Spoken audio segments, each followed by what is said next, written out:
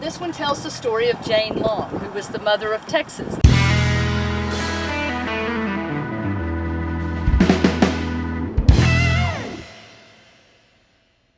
Okay, so we're in Bolivar. We're just enjoying the day, driving around, came over on the ferry from Galveston, and we saw these neat historical markers that we hadn't noticed before. So we decided to pull off the road, and this one tells the story of Jane Long, who was the mother of Texas. Now, as a native Texan, I've heard of Jane Long, and I'm sure in school we talked about Jane Long when we were in Texas history in 7th grade, but I didn't really remember too much about her.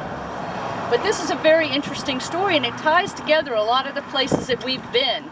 So, Jane Long was born in Maryland in 1798.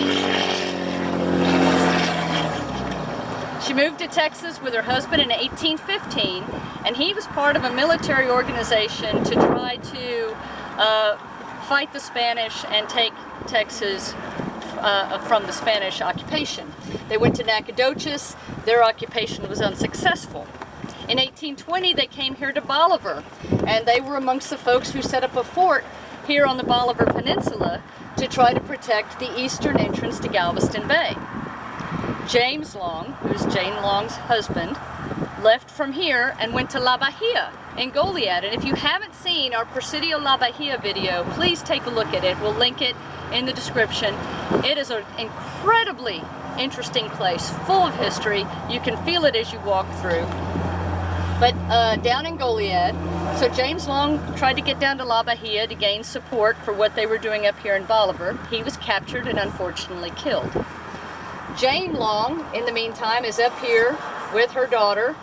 She gives birth to another child, and that is why she's called the mother of Texas, because in historical knowledge, she is potentially the first Anglo woman here in Texas as a settler to give birth to a child.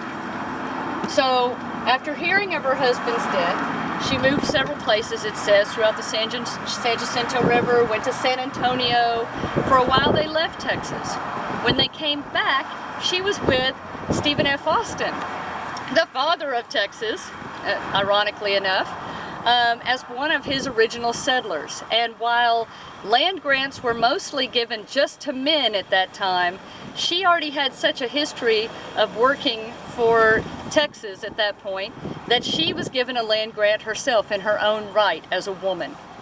So she came and she settled in San Felipe de Austin, which is right next to Stephen F. Austin State Park. You can see San Felipe de Historic Site when you're at Stephen F. Austin State Park in San Felipe, which we also have a video on. And that park right now, that historic site, is undergoing a great building of a museum and everything, and in the next coming years it's going to be phenomenal, so keep an eye out for that. So during the War of Independence for Texas, she actually opened a boarding house, rallied the troops, stored arms and munitions. She played a huge role in the Texas fight for independence. And as considered, obviously, a Texas patriot, a pioneer woman of the day. It says she later, settled down in Fort Bend County, and ironically, that's where our Sticks and Bricks home is. That's where I was raised, basically, is in Fort Bend County.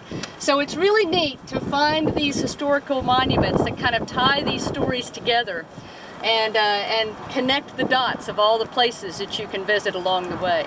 So as you're driving through, make sure, keep your eyes open, and when you see one of these, take a look, because you never know. It might be something incredibly interesting.